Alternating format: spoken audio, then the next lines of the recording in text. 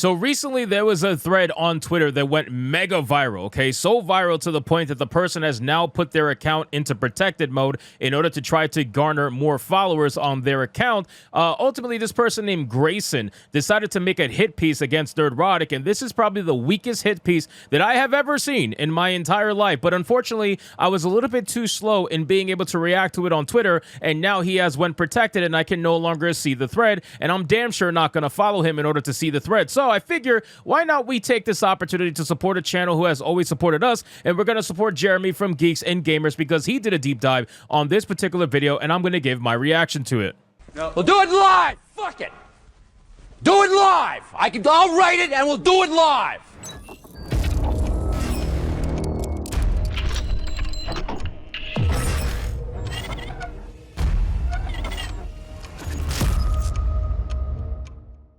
So let's get into this video, guys, from Geeks and Gamers. But of course, before we do, if you are new here, just consider hitting that subscribe button. I would greatly appreciate it, and like the video to push us out into that YouTube algorithm. Let's get it. Day, another person that hates Gary. Why do they hate Gary? I don't know. They didn't hate Gary when he had 50,000 subscribers. They didn't hate Gary when he had 75,000. They didn't hate him when he had 100,000. But oh, shit, that makes me feel a certain way because people have been hating me since I had 10,000. Like, people have been hating me for a long, long time, and I'm only at 54,000 right now. Anyway, let's continue. Oh, now that Gary has 1 million subscribers, suddenly Gary has to be hated because it's not about his opinions. That's not the problem. It's about the fact that too many people agree with his opinions, so therefore he's a problem. That is such a factual statement. That, oh my God, that is so well said, Jeremy. Let's be very clear about this. Envy is the worst drug that you can ever be afflicted by. If you are afflicted by envy and it runs through your system to the point where it's taking control of your entire life, that shit will ruin you. It will ruin you as a person. It will ruin you as a creative, and it will lead you to do ungodly things because you are just afflicted with so much envy that you can't even contain it within your body. So you go after somebody like Nerdrotic and you hate him because ultimately you realize that a lot of people side with him and not that many people side with you. That's the biggest issue. 90% of hate that goes on social media and YouTube is all due to jealousy. It's all because people are jealous. That's ultimately all it comes down to. And usually it's either people that have a massive ego or people that are mentally ill. Really, that's what it comes down to. Now, there are people that have massive egos that are very jealous of Gary because he gets way more attention than they do. And then you have people with mental illness that are very upset with Gary because that's what they've been programmed to do. This is a case of mental illness because the person that is talking about Gary has pronouns in bio. And as we all know, red flag there, pronouns in bio. Check. Hiding comments. Check. Hates Gary. Check. Don't forget all the free Palestine and all that other nonsense that's in his bio, too. I know I saw that before his account went protected. 100% makes sense. And that's how it goes every single time with this. So this thread right now has 4 million views, right at 4 million views. Nerdrotic is a piece of shit that we've allowed to operate amongst us for far too long. What does that mean? Imagine thinking you have such control over the internet that you choose and dictate who gets to operate there and who doesn't. That comes from such a narcissistic fucking mindset. If this is from someone who had like 800 some odd followers at the time. I think now he has 1,100, but at the time he had 800 some odd followers. Imagine thinking you're the arbiter of who gets to choose, who gets to partake in the internet or not. It's fucking amazing. Is that a threat? Interesting. I'm just asking questions. I'm not making any accusations. I'm just asking. When you say he's been allowed to operate among us for too long, what does that mean? What is your solution to that problem? Please, I would love some specifics to understand exactly what your solution is, because clearly you're upset because too many people disagree with you because you're hiding comments because you're a weak, pathetic beta male. Now, right here, he posts this picture, this video. Before I focus on my attention solely on this garbage, let us first focus our attention on the explanation of what he is and his little grifter friends do, explained by one of them. So this is an argument that we had on Friday Night Tights. I don't even remember the specifics about what the argument was, But every time I say the same thing that I say in this video, these crazy fucks that have pronouns in their bio and they're mentally ill, or just people that are just jealous in general, they go, he finally admitted it, ladies and gentlemen. I've literally admitted it 1,000 times. Whatever it is you think I'm admitting, I've said this 1,000 times. YouTubers do things for views. I know it's a crazy, crazy idea. I've got another big breaking news mindset for you. Businesses actually try to make money. So I worked in retail for a long time. I was in management. Guess what we did when something sold? We ordered more of it. I know it's a crazy idea of actually giving people what they want.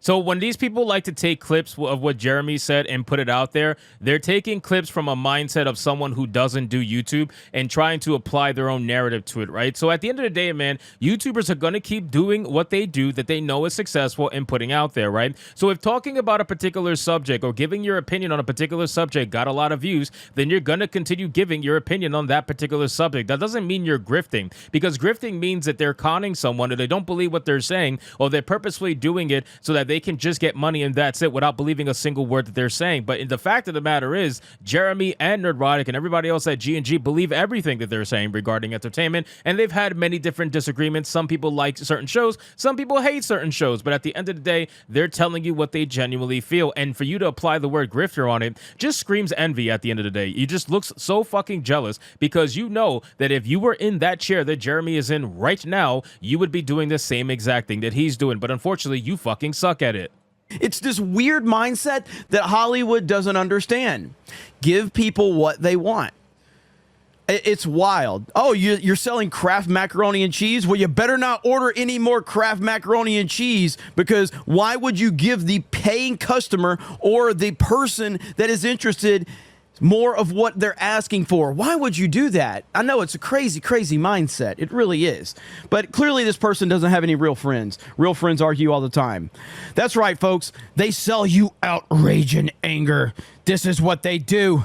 They make mountains out of molehills to capitalize off the insignificant frustration their target demographic might be feeling and heighten the issue rather than tame it. I've talked about this many times as well. If you go back to The Force Awakens, the lead into The Force Awakens, nothing but positivity surrounding Disney Star Wars. The frustration that's out there is based on the product that Hollywood is producing. And the fan outrage is based on what Hollywood is giving us. Simple as that. Correct. Simple as that. This is why I ask people all the time, okay, so if you have such an issue with the rage bait, as you like to say it, well, then why are you not asking why is there rage in the first place? It's because you know deep down why the rage exists. People are upset and they're trying to look for and find outlets that make them realize that they're not the only one in the world that are upset over what's happening in modern day entertainment. They're not the only ones. This is why channels like Nerdrotic has exploded and why he goes on Fox News or other news outlets and whatnot. Because at the end of the day, a lot of people agree with him. And you're not acknowledging the reason why people agree with him. You just want to call him a rage baiter because you're mad that you can't even bait people without the supposed rage in the first place to watch your content. You're just jealous at the end of the day. It really is that simple, and it sucks to use such a simplistic mindset towards that to explain it, but that's really what it is. Envy has afflicted him through and through. When Hollywood tells us how important it is to not be racist, and then someone like Brie Larson is blatantly racist, yes, people should be highlighting her racism. Hollywood told us you're not supposed to be racist. So we absolutely should highlight her racism towards straight white males, because that's exactly what she decided specifically to go after. Or I guess it's just specifically white dudes. I guess she doesn't discriminate on their sexuality. She just hates white dudes in general. So that was highlighted because it should be highlighted. Hollywood projected and said, oh, racism bad. Okay, well, here's one of your top stars being absolutely racist towards white people, yet no one in the mainstream media is talking about it. So here comes YouTubers to cover the very racism that we're supposed to be outraged about. If you have a problem with the fandom, then you need to look back to the people that are creating the movies and that are in control of the IP. Cobra Kai is a classic example. Everybody loves Cobra Kai. Why? Well, because Cobra Kai is good. So there's not any outrage surrounding Cobra Kai. Exactly. Cobra Kai is good. It's cringy, and it gets its point across. That's the most amazing thing about it, right? So it sticks to the original source material. It respects everybody and everything in the original source material, and it adds in new characters that try to bolster the original source material characters instead of trying to downplay them and make them look like shit for the betterment of the new characters. But let's skip ahead because there is a particular comment here that I want to get to before I end the video. So there's this particular comment here from Grayson that says, but of course he has praise for the MCU, but only when it involves movies that the main protagonist is white, male, and straight. Marvel has only experienced one failure in its entire history, as lackluster as some of the box office was in Phase 4, with 2 movies crossing $1 billion. I want to make it very clear. That is a bold-faced fucking lie and an actual, just factually incorrect lie, okay? This person decided to put it out there that Marvel has not experienced any failures within Phase 4 with the exception of one. That's a lie, okay? The reason why he believes that is because he took a graph picture that I can't make bigger because obviously it's within Jeremy's video, but there's a graph picture that shows box office and budget analysis, and that is it for the movies. So if you look at that, of course, it's going to look like these movies were successful, but that's under the impression that the movie theaters work for free. They do not. The movie theaters on average take about 50% of ticket sales. It's a little bit less domestically, it's a little bit more internationally, but if you were to take those numbers, it averages out to pretty much close to 50%. So you got to cut these numbers by half. And then on top of that, you got to account for marketing. Marketing could be 1x, marketing could be 1.5x, marketing could go all the way up to 2.5x depending on the movie of the budget. So you're not accounting for the marketing either. That's also going to take a cut from the total money that was made that already got cut in half by the movie theaters. So where are you now?